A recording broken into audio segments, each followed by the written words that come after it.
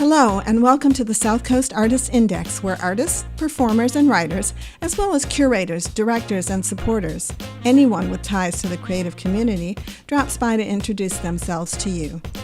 We'll talk about their beginnings, their vision, their passion, and so much more. The South Coast Artist Index podcast is brought to you in part by Heavenly Spirits, who invites you to celebrate the art of life and creative communities everywhere. Learn more at heavenlyspirits.com. Hi, this is Ron Fortier with another episode of the South Coast Artists Index. And, admittedly, I had an apple fritter from May breakfast, and I think I really am getting a sugar rush. And we started talking about donuts before we even started recording this. But with all that aside, another donut aficionado is sitting across from me, and I'll let them introduce themselves and spell their names. I am Andrew Tedesco, spelled Andrew, and last name Tedesco, spelled T as in Ted, E as in Edward, D as in Derek, E as in Edward, S as in Sam, C as in Carl, O as in Oscar. And I am Bad Andy Art across all platforms. Yeah, and you're not Trukis or Nope. Tedeschi's, all right? Oh my God, that's The my whole Tedeschi's- life. Tedeschi is probably Tedeschi's yeah. was always the easy go-to for the people that wanted to make fun of the last name. Oh, wow. So what have you been up to? Because I've been chasing you to get you on this for a hot podcast minute. for I don't know, a couple of years now. Everybody is so busy. I feel like I'm more busy with, trying to just keep bread on the table than being in the studio. But I have a show booked at the Crow Creative Center with Dina Hayden for October. So, we're trying to burn the midnight oil and, chase our tails a little bit. Yeah. To make sure that we're ready for that. What kind of show is it specifically for those So this body of work is a continuation of the body of work that I finished throughout grad school, which for me is kind of on the coattails of other conversations that I've heard that you've had that were you've recently lost your mom. Yes. I lost my mom my first year of grad school. So going into grad, I already had the idea that I wanted to make this body of work in tribute, in my own way. And when people, there have been occasions where certain people look at the work and they're all like, I don't get how you go from A to B, because I talk about my mother so lovingly and that she carries so much light within her, and the this body of work is it's on my darker side of things. All of the figures have all of these different animal skull heads, and they're big. Some of the paintings are big and dark and are in these kind of run down hospital exam-ish spaces, and the elevator pitch, as I like to kind of distill the body of work down, is that the headline is called Dead Space, where it is a dead culture within a dead space, where I lost my mom in a hospital, so all of the spaces kind of have this clinical kind of feel to them, and then all of the figures which represent the dead culture, where my mom is my tie to my Filipino culture. I don't have really any other family here aside from a cousin on her, my cousin that's on her side. Mm-hmm. But he's in Texas, so huge distance apart. And then when she passed, that we had a big falling out between us. Yeah. So the figures are my interpretation of different gods and deities in original Filipino folklore, which is pre-colonization. Because there were a bunch of jungle Asians originally before the Spanish wanted to colonize everything. That's one culture that really I don't think has been, I don't want to say examined, but spoken of. You go through art history, you go through a bunch of other histories, and unless you're talking about Corregidor and Manila and pre-World War II, World War II, you don't get much of that, and it's kind of strange. And then it's also one of those things because of colonization. There's that weird hybrid of like Spanish is you in became the last name. and you're really not you're not Latino. Right. So I mean, it's almost like, well, the Portuguese, I'm an indigenous by my DNA, 99.8%. You've heard me say it before, like the Cheddar Man of Portugal. That's what somebody described me as, right? Because of the DNA, and but we're not Latino. I mean, we don't fit any categories, right? Where like there have been like some stand-up comedians that like associate like Filipinos as like they're the Mexicans of Asian culture, and I'm all like I'm all like they were colonized the same exact year. The Spanish colonized both Mexico and the Philippines the same exact year, and I'm all like neither one of us even get to claim that we were colonized first. Like, well, it's weird too because even then the Spanish were late to Mexico. The Chinese were there, I think, almost 100 years, 50 to 100 years. I don't remember the exact date now, but they were there before. And what the heck does this have to do about art and his painting? You'll see. We'll get there. There are names of Mexican towns that have Asian. They're Asian names. They're not Hispanic, and they're not Mayan. Okay. And I remember when I was working at BCC, the satellite unit at Vocational, I was working with Dr. Francis, and his assistant was Teddy. I don't remember Teddy's last name. It was always Teddy. And before class, I'd come in and blah, blah, blah, and we would just shoot the breeze because he had the same kind of monkey brain of, things going around. And I told him that my then ex-wife, my now ex-wife, my then wife, was watching some children, and the woman's name was Maria, and she had Asian features and long straight black hair. And I thought that Maria was kind of an odd name for an Asian woman. I didn't have the knowledge to say, specific Asian country. And my ex-wife says to me, Maria's not Asian. She's Mexican.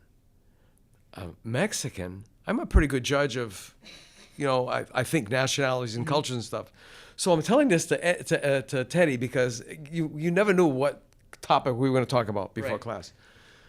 And he said, "You're not crazy." I'm like, "Thank you, Teddy." No, I got a story. So I decided I'm going to go with a bunch of us. We're going to go to Mexico, do the whole 9 yards. And there's some gentleman out there, $5 for a bus tour. Yep. See the parts that tourists don't see. He's I'm either going to die or I'm going to learn something very, very interesting. So I get robbed to see something interesting. He gets on the bus, and they stop, and he gets out of the bus, and he's like stone cold, stopped. And he's like, okay, somebody's playing a wicked mind game on me because somehow I went from this place in Mexico and I ended up someplace in Asia because everybody looks exactly like me. So between the two of us, we started doing some research and stuff like that. And it's like the Chinese had been there. They had a great fleet, and they had been there before. Oh, wow. So all this cross-culturalism, and this is, I'm trying to turn this big ocean liner around here in the conversation. With Filipino culture, do you feel you have to instruct people, or do you create an environment in your paintings that gets them to ask why, what, how? I feel like for as long as I've been as long as you've been Filipino, yeah. As long as I've been Filipino, and as long as I've been painting, it's like for being Filipino, the easiest gateway drug is food. Yes.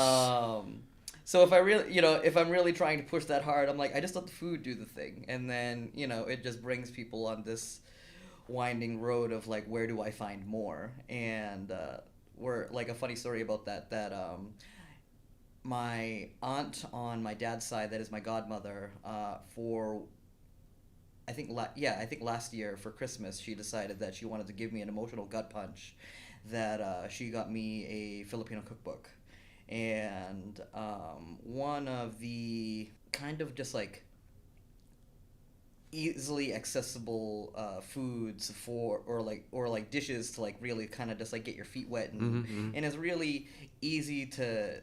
It's like not like super palate rich, like it's a rich dish, but it's not, you know what I mean, one way or another. It's really just kind of like, this is the easy way in. It's either lumpia, which is Filipino egg rolls, which is a labor intensive. It's a labor day. I've had them. It's a labor day. Yeah, like literally, me and my cousins have like, all right, when are we gonna have a day where we're just gonna sit and roll? Like we're just gonna sit around and, you know what I mean, just shoot the breeze, and that's what we're doing for the day. But even I made chicken adobo, and that's still just like a couple hours of just like prep. But I made that for the house, and then one of me and my roommates' mutual friends swung by, and I'm all like, we're eating, like, are you hungry? And he's like, I can eat.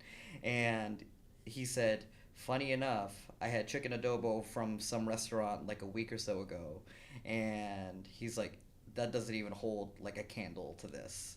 And I'm all like, I mean, yeah, like there are some restaurants that can really execute like a cultural thing really well, but often like within the framework of a restaurant, it's like it's all time. You know what I mean? Like you're trying to condense something that you know what I mean. If you're cooking it at home, can take you 6 or 8 hours, down to something that, like, you know what I mean, you expedite that process into like 2 or 3. But there's also a cultural thing too, and you got to tread lightly when you speak of gender. But the culture was women tended the fires, and they prepared the food. I mean, it was tasks were gender based, gender assigned, right? So, and also it wasn't a solo operation. So this 6-hour recipe was perhaps, if it's not just for time for simmering and all that stuff, was perhaps done by 2, maybe 3 generations of women in the same household, sharing these tasks. And when you said Filipino egg rolls, Fall River Celebrates America, the original, I was on the Fall River Celebrates America committee when I was part of the Fall River Chamber of Commerce board of directors back in my advertising marketing days. And there was this Filipino family who had a food truck, and they would come every year, and people would go insane over their food and say, where's your restaurant? Don't have any. Well, why don't you have, because we make enough money just doing this on these 3 days or something. And they're like, it was like standing room. I mean, I don't know how they didn't run out of food. So, and then I'm trying to think now of, I don't think I've ever seen any Filipino food on the menu. There's a possibility. It's on Bedford Street in East Bridgewater. It doesn't sound like any Asian restaurant you've ever heard of. It's called the Chatta Box. It's a Thai restaurant. Thai, Japanese, Vietnamese, Cambodian. I didn't even see Filipino. It's like it's as thick as a Bible, you know, with these laminated pages, and it's absolutely phenomenal. Oh, it's a great. They're a great spot. And I assume that the family bought this from some retiring couple who ran a little coffee shop for like 40 years or whatever. And it's just absolutely amazing. Is there Filipino food on it? Because, you know, once I found the vegan or the vegetarian section, that's where I stay. I haven't been there recently enough to be able to recall. As far as I really can kind of like pinpoint, as far as like Filipino food in the area, I think it's more in like Rhode Island, like outside of Providence. Right. Oh, so are there enclaves of Filipinos? I think there are more enclaves of Filipino. I think more in Rhode Island than here. Okay. But I think I've kind of seen like some chatterings like on social that there's a little Filipino spot in like Wareham. I just haven't made my way out there yet. All right. Now, one thing, he was a retired master sergeant stationed in the Philippines, married a Filipino woman, and told me that she was as serving in the military goes out there. yeah. And telling me that his wife was going to bankrupt him because there's this Filipino thing that cannot be separated from parents that she would call every single day. I didn't know what the duration was, but I could feel his pain because he was always looking for. This was before the cell phones were really you had to buy those cards and stuff, right? You know, like, I am a child before the cell phone of having, you know what I mean, a house phone, and you know, when the only time that you had like even to call long distance in the country was expensive. That before my cousin moved to Texas, him and my uncle lived in Long Island, so I would spend like summers out there. And when we were growing up, we were super close. But like, you know, we would call a lot, and like my parents would be like, you know, it's after 9 o'clock until like so and so that it's free for long distance, and like that would be, you know what I mean, that would be like the little sweet spot for something like that. Yeah. So let's take all this information that we've just dumped on everybody now. I mean, and I have very little, you know, Filipino knowledge except for what I just, you know, related. That going into your work, because we always talk about subject matter and so on and so forth, but there's a little bonding there with the loss of mothers and so on and so forth. I mean, the work I'm doing, especially the new stuff, the non-abstract work, it's all because of her. It's all because she had a different view of the world, and it still gets to me, you know, especially now. But I always tell people, I'm not trying to preach to anybody. I'm not trying to say anything. I'm just pointing to a situation. Well, why did you paint that? That's like horrible. That's ugly. That's sad. And it's like, well, I painted it because I wanted to have happen what's exactly happening now. Somebody asking me, why did I paint this? Right. And how do you feel about it? And you didn't know about this, and so on and so forth. It engenders conversation. With this body of work, especially when I was really submerged in, you know, what is the passing of my mom, right? You know, those first couple years are dark, and you know,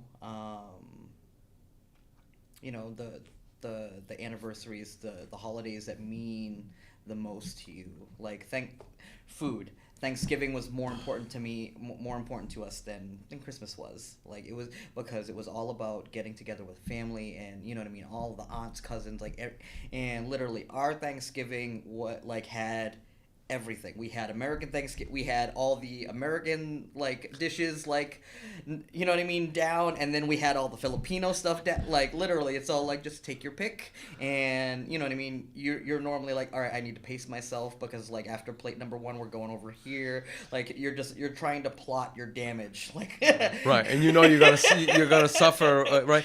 And you just reminded me of a post I saw a couple of years ago on social media, where it was a Filipino-Italian marriage. And there was this one-upsmanship. So that was a picture showing the Italian side of the family for Thanksgiving. And it was different. I mean, and to use the word, it's weird when you think of foreigners or immigrants, okay, to choose Thanksgiving as their holiday, maybe because it's American, and they had to American prove in nature, they had to right? prove that they also, you know, they were becoming part of the culture, because Christmas is Christmas, and it's celebrated in your culture's own particular way. And the food was like, it was overkill. It really was. It's and then 100% overkill. hold my spring roll. Posted the Filipino one. It was like, oh my God, right? It was almost a battle of food. Oh, it's 100% a battle of food. Yeah. You know, like, especially that my dad's side is also coincidentally Italian. Yeah. So, Oh, okay. So that's just super funny for me. Yeah. You know, so then like when we would do like Christmas like with my aunts or whatever on Yeah. my dad's side. Yeah. That then it's, you know what I mean, it's the war of Italian food. Right. So like when I'm thinking about like being submerged back into this work, and like thinking about like time and place, that like now, and it's crazy that even my aunts are all like, she's really been gone for 10 years, and I'm like, yeah.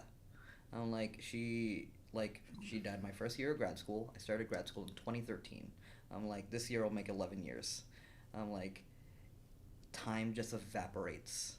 And I remember like writing my thesis that I had, I had a different perspective of wanting to make work for my mom when she was still alive.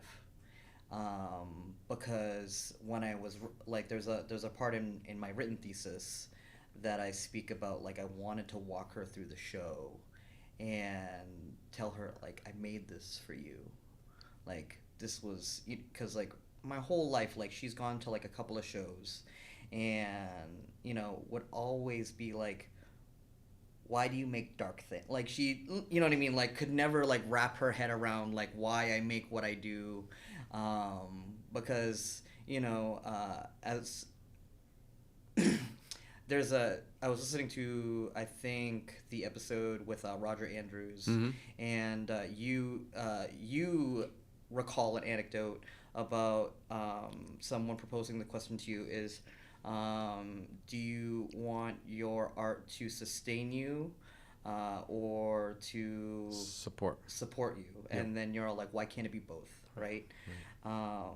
And I've sold work over the years here and there, and it's hard to do both. I'm not, and as we I'm sure we will both agree. I'm like, it's not impossible. It's just not easy. But you know what I mean. Anything that you really want rarely comes easy. right. So from my mom passing, that, like, I was already pivoting. Like that, like, she passed my first year of grad school. I was already pivoting to being, like, throughout art history, that, the whole memento mori, like, still lives of skulls and, fruit and, Right, like, this right. whole, like, spread.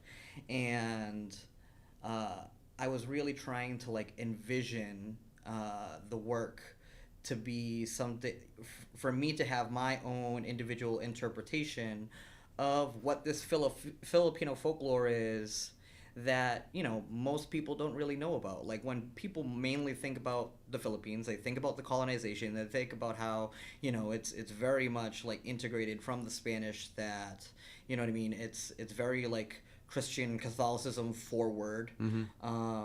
So, like, for me to be digging into like how it's like they had this, like, polytheistic culture that very much, like, mimics all the other Asian cultures around it, from Japanese, Chinese, like, of all having, like, these pantheons of gods that you would you would pay homage to, like, depending on if you're farmers, you obviously want, like, good harvests and sacrifices and stuff like that.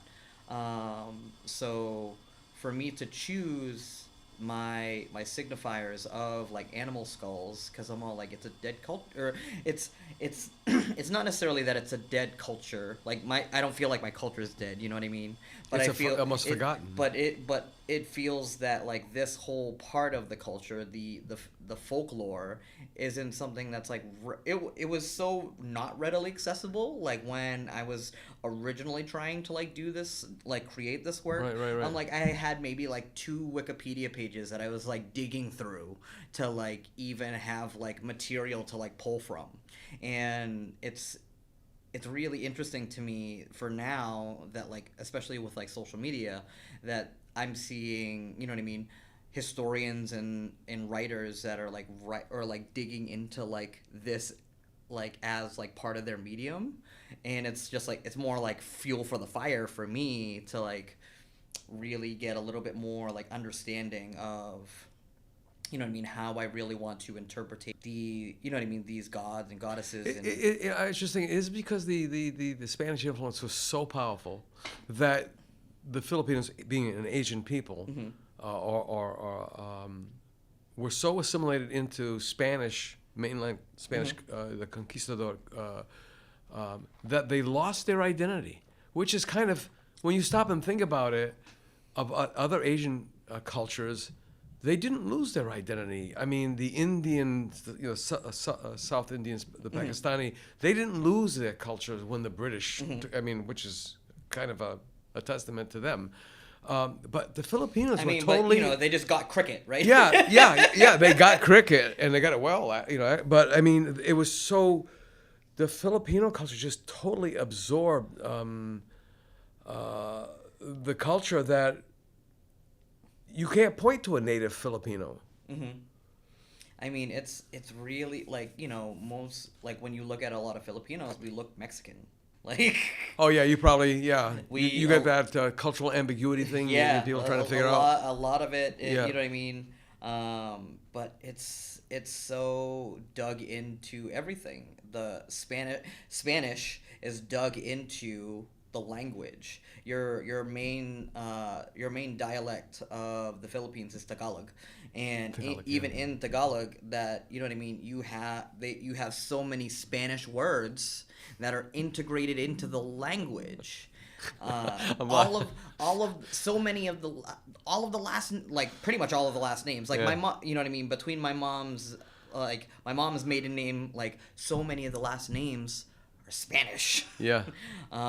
Even thinking about the work, there's this one being in the in the folklore, that the Spanish perpetuated this myth that, so this creature is called the tikbalang, and it's basically a horse-headed minotaur. So it has the head of a horse, like body, like feet of a horse, but and then A body of a man, yeah. body of a man, and you know what I mean. They were basically saying that, like, you need to control through fear, as most, you know what I mean, as most people who are trying to control is often through fear, right? It's not through compassion, it's through fear. And they would tell, like, you know what I mean, the tribes people, and especially, you know what I mean, the men especially, Right, to right. be like, you know what I mean, you need to stay in your huts with your women, you know what I mean, because if you're gone, this tikbalang is going to come and, like, you know what I mean, He's steal gonna- your wife and your children, yeah. and you know what I mean, like, they created and perpetuated that myth, that it then became, you know what I mean, that it then, like, took on its own It wasn't cultural assimilation. It was cultural control. or cultural. There's a better word, better than tweaking. I mean, they tweaked it to their advantage. Yeah, 100%.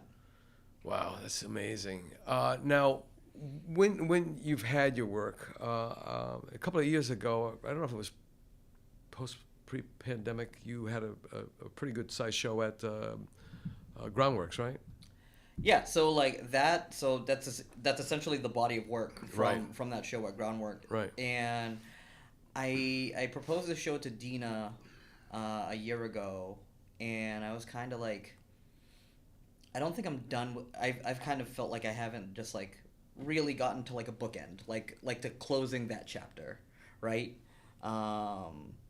So I proposed the show to her, and, you know, she's familiar with me, familiar with my work. Like, side note, I think you should have her back, considering I think you had her pre-pandemic, and especially, like, post-pandemic, for her, like, all the Biennale stuff, and, like, all of her travel, exactly. Yeah. You know, it felt like her episode was a little bit more focused on co-creative, Right. and not as much focused on, like, her as an artist. Right. And so, like, to talk with Dina, I was like, you know this work, like, you've seen it, like, a couple times over, and I just feel that, like, I'm at a place that I'm like, I want to just do, like, one last hurrah, you know, like, one more go, and really kind of, like, dig in. Like, I'm digging into a lot of the old paintings from grad school that, like, you know, I'm seeing, what can I change, like how do I feel about this painting now, to really make them feel like, so that they feel different to me, because I also feel that I'm different, and you know what I mean, I am not at the same space of where I was when I was making that work. Right. And your consciousness of the subject matter, and your, I don't want to say lack of experience, but your experience started off at zero, so to speak, and increased as, you know, you've progressed, which up to now, whatever that number is, right? Yeah. But when you go back, now you've got that different brain, and then you either go, why the hell did I do that? Or, oh my God, I was a freaking genius and I didn't even know it. I never saw that before. How did I do that? Because you didn't know any better. I mean, it really, I brought it up a lot of times, is, you know, the Vitruvian wave. it's called the running Greek key, or the which is, and then there's the geometric one that you see on fascias in Greek and Roman architecture.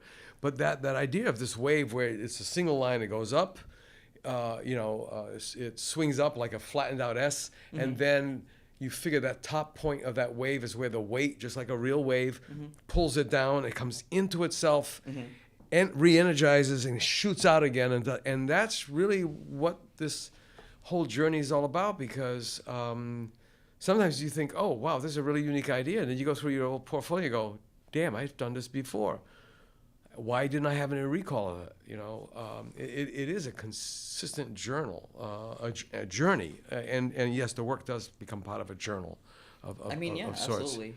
It's just funny, or it's interesting to me that my buddy Mark Phelan, and our other friend from school, John Patterson, and we were just reconnecting a little bit. He came up from, I want to say, South Carolina, but don't quote me on that. And we were just at Mark's studio at his house, and we were just talking about work, talking about studio, talking about practice, and it's interesting to constantly be revisiting that, being post X degree, right? That he has his bachelor's and me and Mark have our master's, and that so much of what we're doing by still, by still painting, by still keep trying to keep our practices alive, is navigating, from what we were taught serves us in trying to shell everything else that doesn't. Right. Yeah. Still, in fact, speaking of Mark, we were supposed to, unfortunately with my mother's death, we had to cancel his, but now he's teaching, so that means his life is back to a crazy thing. So we'll eventually, hopefully over a school vacation, we can, over a school break. Yeah, we can get him in here. He's amazing to just talk to. Yeah. Where me and him, he was my battle buddy in the trenches of grad school. That we were essentially navigating the same thing. That for me being basically at year one of losing my mom, and he was going on 10 years of losing his dad. Right. Which hit him quite a bit. In fact, he went back to that hole, so to speak, and did a series of work on that. Very me and him are kind of in line with that. That each one of those vacancies that are within us hold a lot of space, because a lot of the things that they have taught us, we are constantly revisiting. He used to build hot rods with his dad. My mom taught me how to cook. My mom taught me how to cook because she was she's just old school. She was old school, and being I don't want you to be dependent upon a woman, for to survive. Yeah, my mom and your mom would have gotten along well, because seriously, everything, housekeeping, it's because why live in a dirty house? Are you going to depend on a woman to do it for you? And I see that in my dad. My dad would cannot survive on his own. Yeah. And I'm constantly in practice with that. Even I cannot do anything simple or simply.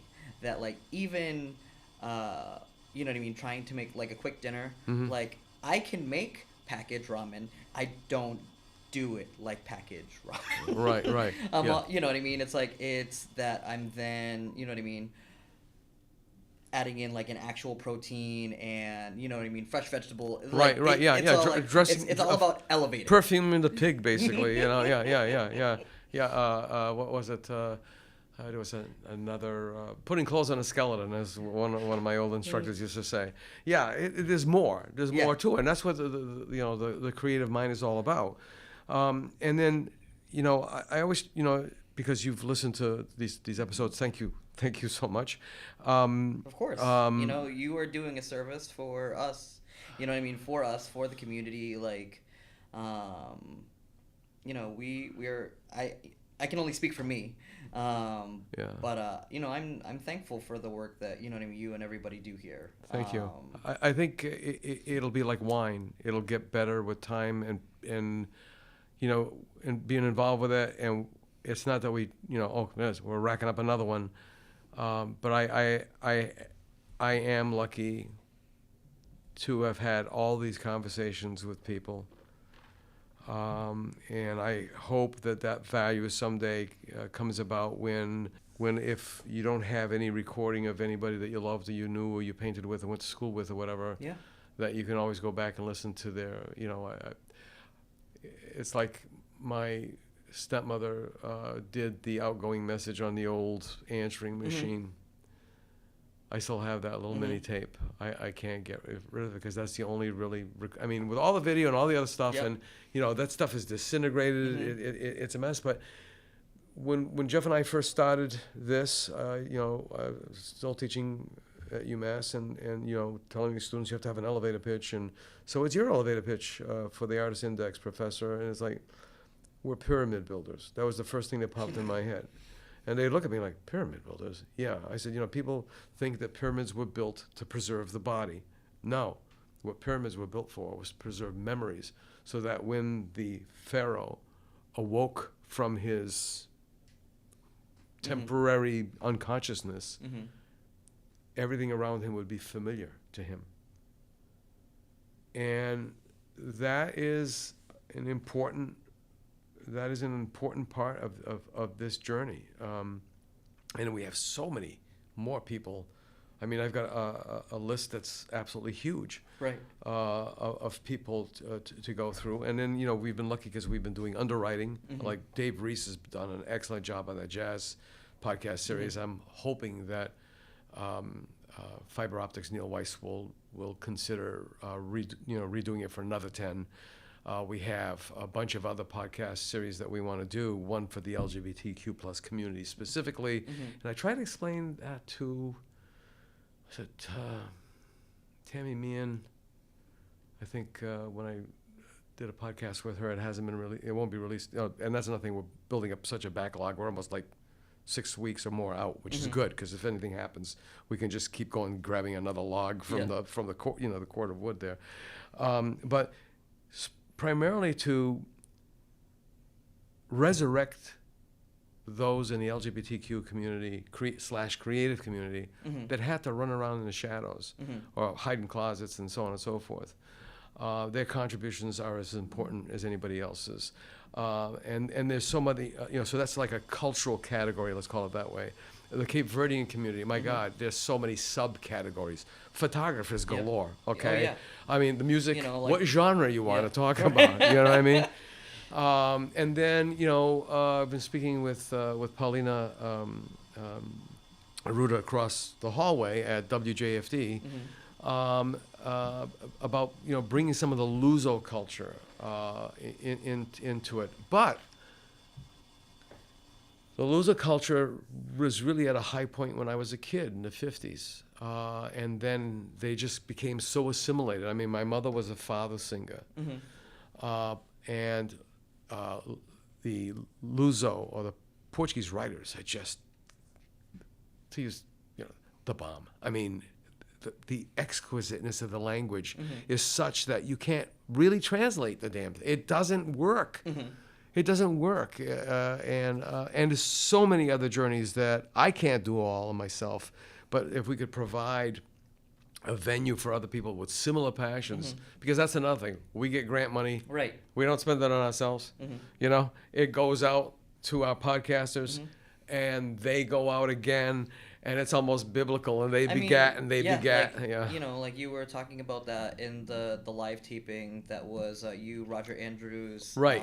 Ash, and then the folks from Dream Out Loud. Oh, yeah, Tracy Chagas, Furtado Chagas, and Chris Camarão.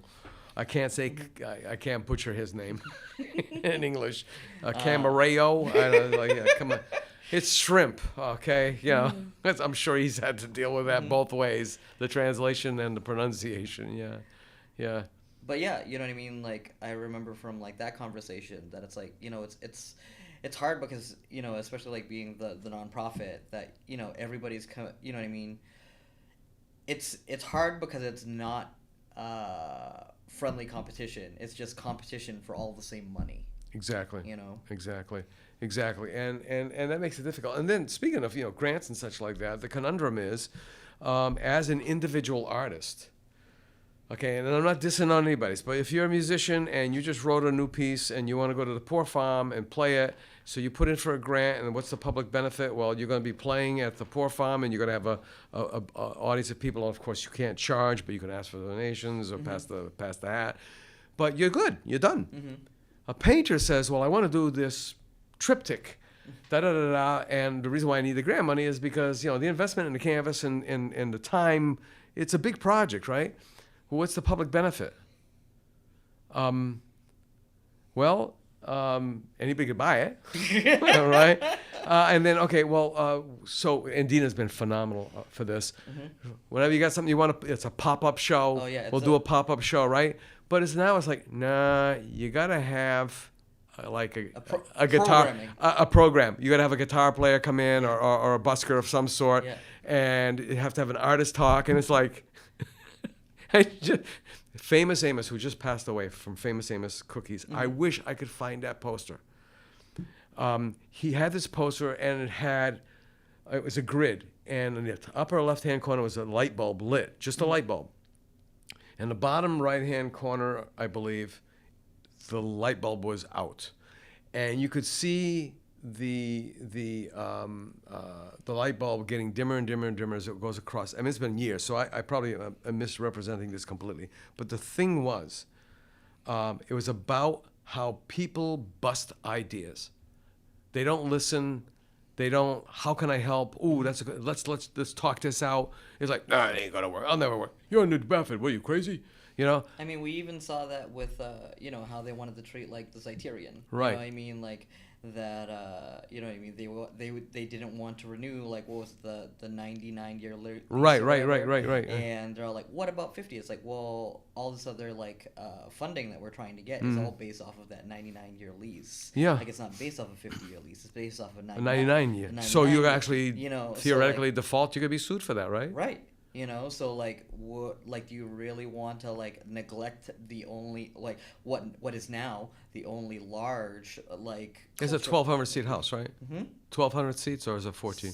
I'm not 100% Right. sure, but like, you know, for what used to be like of the two big cultural institutions that were downtown, which would have been the Star Store and Criterion, I'm all like, Right. what? Do you want both of them to be gone? Yeah, and unfortunately, there's that mindset. Oh, and really quick, back to Famous Amos's poster. The title of the poster was, "It was just an idea." To show that light bulb dying slowly through that, you know, it was just an idea. People killed that idea. And then, you know, you heard me talk about the Orpheum. One of the reasons why the Orpheum can't be restored, or shouldn't be restored, unfortunately, and it's not a negative thing, it's based on practicality. Well, we can't have two houses. We can't have two theaters because now they're both going to be, you know, scrounging for the same grant monies and so on and so forth. Well, I really still think, and you know, today's youth, because it's a different culture. I mean, my generation, we were the first TV tube generation. We grew up on television. We were the first ones. I was on the tail end of radio, okay? But these kids grew up with screens from the time they could hold a damn thing, right? And so they see creativity, whether they realize it's creativity or not. We've got comprehensive school, which is, you know, your ABCs and arithmetic, you know. And then you've got your vocational school, which is phenomenal, one of the best in the state, and has all these other new things that they've added on to. But we have nothing for the visual and performing arts, which is really sad. It's really sad. I mean, it's even, I don't know, I'm still bitter. You know what I mean? For even on the level of, you know what I mean, higher education, that you know, we can talk about, you know what I mean, the energy that's in paintings, like what your color choices are, you know what I mean, like where you're trying to go with, you know, whatever your underlying subject is. But it's like, You know, we're not teaching anybody that like, oh, you should be, you know what I mean? You should be gearing towards that, like, you should form an LLC, and you know what I mean, like that, you know what I mean? You should be, there was that whole thing. There was that whole thing. I just got a flash on my dearly departed friend, Dr. Godwin Araguzo, who he and I tried to build what we were calling the bridge program between CVPAs, College of Visual and Performing Arts, with the Charlton College of Business. I mean, like, this is literally what has been burning us a hole in my skull, Right. considering I'm like, there's a school of business on the on campus. Right. I'm all Why like, can't we all get along? all you have, like, well, A, like, why can't we all get along? And then B, I'm like, it could even just be formulated into the curriculum that, like, especially, like, if you don't want to do it for a BFA, fine, whatever. You know what I mean? Like, that is what it is. Right. But for those of us that, like, did go for an MFA, right. and, like, our studio practice is a small business. It is. And, you know what I mean, to not be given any of really, you know what I mean, most of the tools to be like, you know what I mean, oh, like thinking about like Schedule C's and, you know, all of and the how small can you business- offer courses like art management if you're not going to offer the business of art management, right? And Godwin and I were like pulling our hair. Like it was like, well, you know, and it was the administrative BS was just. I mean, isn't that why we have, you know what I mean, what is it? Bed, Bath, and Beyond Disappointment? Isn't that why we're in that ship? My God. Yeah, well, because, and again, you've heard me say this. I've rolled back. This is almost weird because you're almost like my consciousness. You've heard me say it before. I mean, here we have two schools of textile technology. Both cities. One was the world's largest weaver. The other one was the world's largest spinner, the Spindle City, okay, in Fall River weaving, because of Wamsutta primarily. The finest cotton in the world. I mean, even by the royal family, I think, grabbed onto some of that.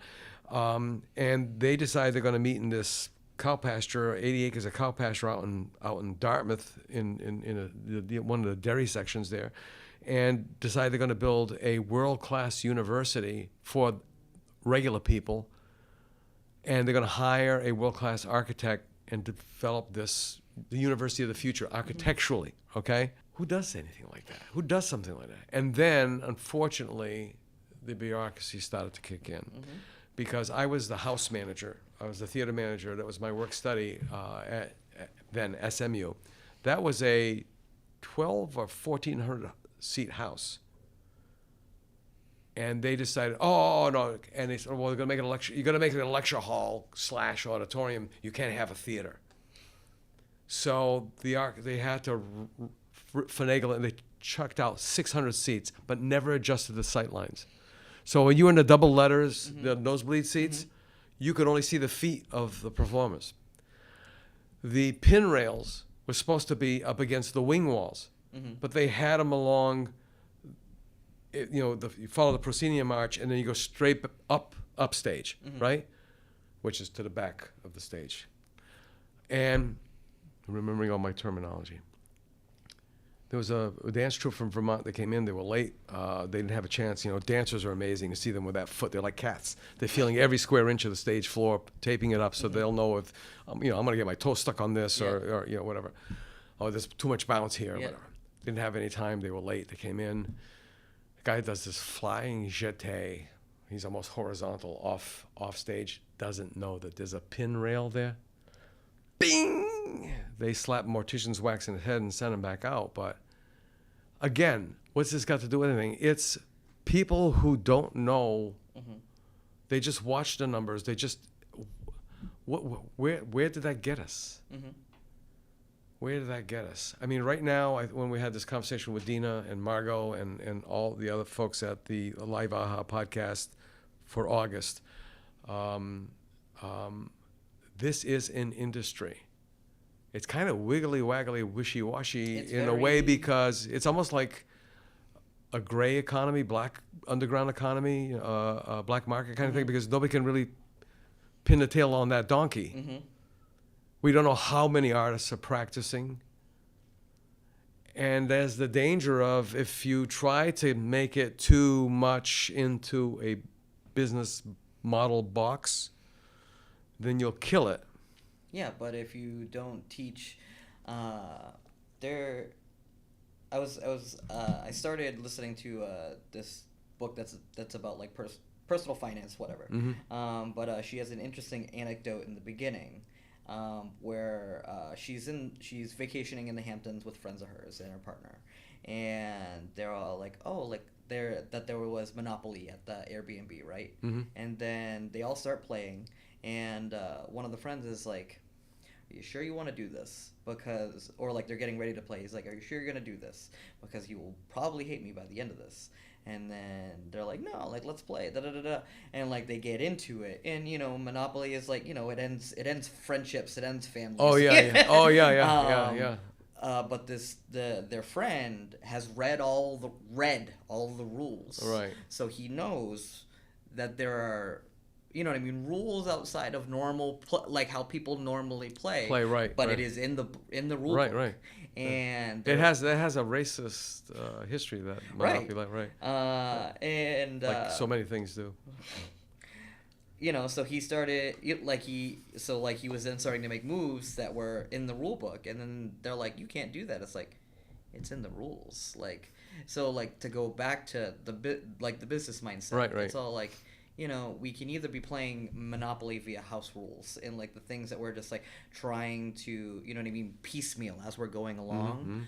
But if you're giving like this set of, you know, if you know the rules, you can play within them, right? And see how some of them actually benefit you. Right. You know, that you know, when you actually file and like start up a small business, your first year is the best one for you because you get to claim this like so much more, right? So that way because like, you know what I mean, like it's in the rules that like they know it's gonna take you, it's gonna cost. They know you're gonna suffer a loss and you're allowed so many losses, you know, so you could play that game.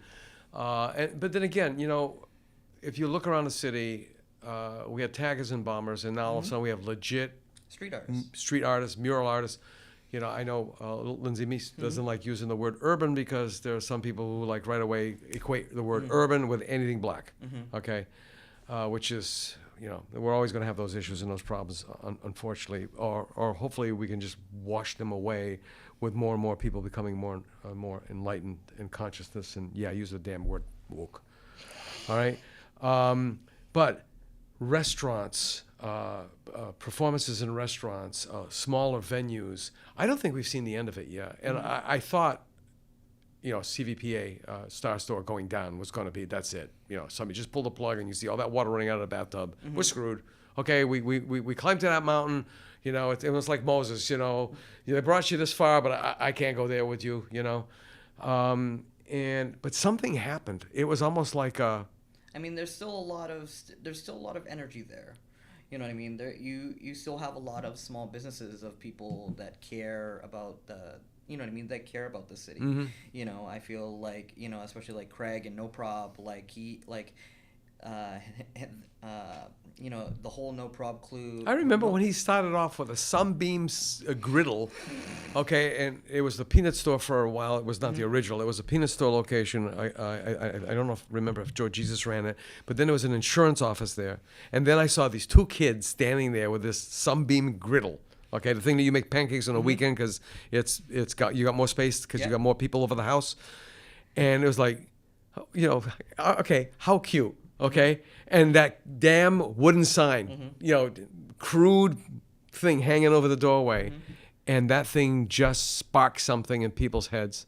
And look at Solstice. There's another. I mean, like, you know, Jay and Craig have been like, you know what I mean, brothers in arms. You know what I mean, forever.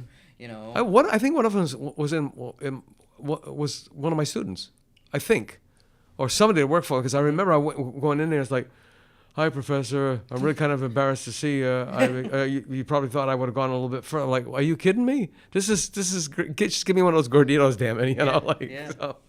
But you know, and that's and I think in speaking, it's thinking out loud. Yeah. We've created this economy that is really not all that complicated. It's localized. We need localization. Look, they just had a scare now for salmonella for eggs. Okay? They had one for listeria for processed meats. And, you know, and you've got the ultra leftist environmentalists. You know, there's always like an extreme to Right. both ends of the spectrum.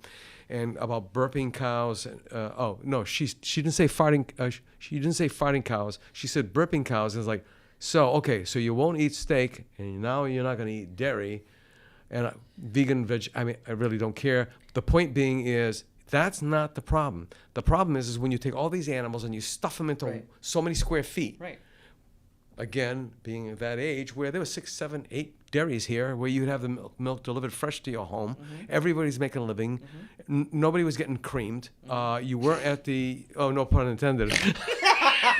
Right? I mean, you know. That was so, you know, so just like, it was so fluid. Like, Yeah, it was beautiful. it was very fluid. But the point being is that everybody was getting a piece of the pie. Well, nearly everybody, because, you know, there were problems back then. I mean, there will always be problems. I mean, I read something that's really, really getting me on Huddleston Avenue in Fairhaven. The KKK burned a cross, and it wasn't for who you think it was. That's the other side of my family, the French Canadians, because they were coming down here stealing people's jobs, right? So that's why we're artists, right? We gotta wind this down. This. Yeah, we gotta wind this down. So, anything you want to say that you hadn't had a chance, or you know what it is? We're having one conversation, your brain's going, ooh, and we can talk about this, because I mean, like, I can spiderweb all day. Like, yeah, you know what I know. Yeah. Don't use the term weaving. The only bad weave is on his head. But anyway, I don't know. Like, I feel like we've covered a good bit. Right. That you know, I feel that like this community it's you know what I mean, just because Star Store isn't here, like the travesty that is. You know, I don't feel like it's. And we need more exhibit space.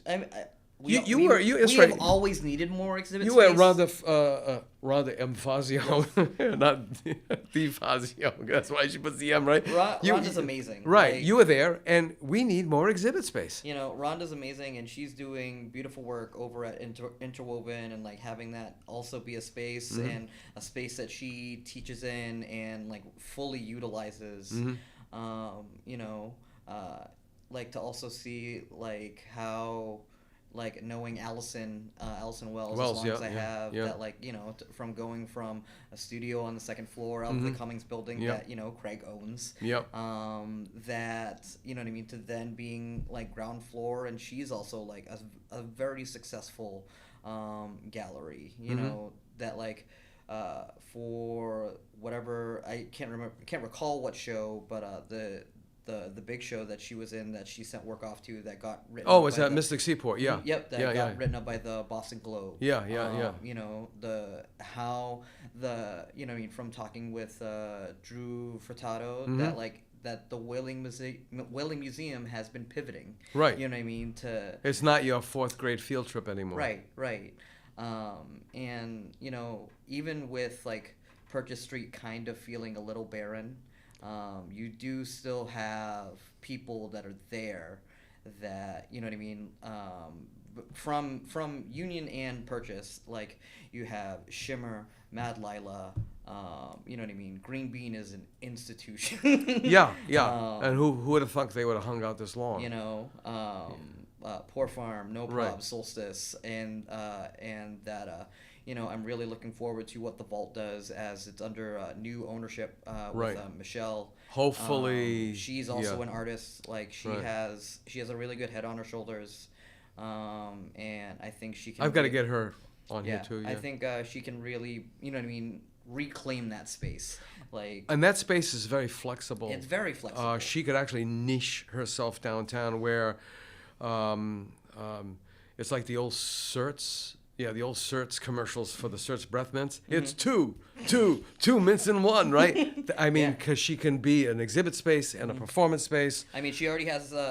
Like I've talked to her a little bit that like she has plans that like she wants to do like a featured artist every month, and you know what I mean. Especially considering that's such a high traffic area, it's like that'd be a great. You know what I mean? And not have it as wallpaper because that's what a lot of people do. Is like, oh, I donate wall space every month. Well, like how she wants to about do like a featured paying wall. the artist to have an artist talk and having a performer to help enhance that program for a draw, and everybody wins, you know? I know one that I truly miss, even though like I don't mind that like I'm a man of collectibles, so like I don't mind that there's a card shop there now, and like I know that the folks at Hune are great.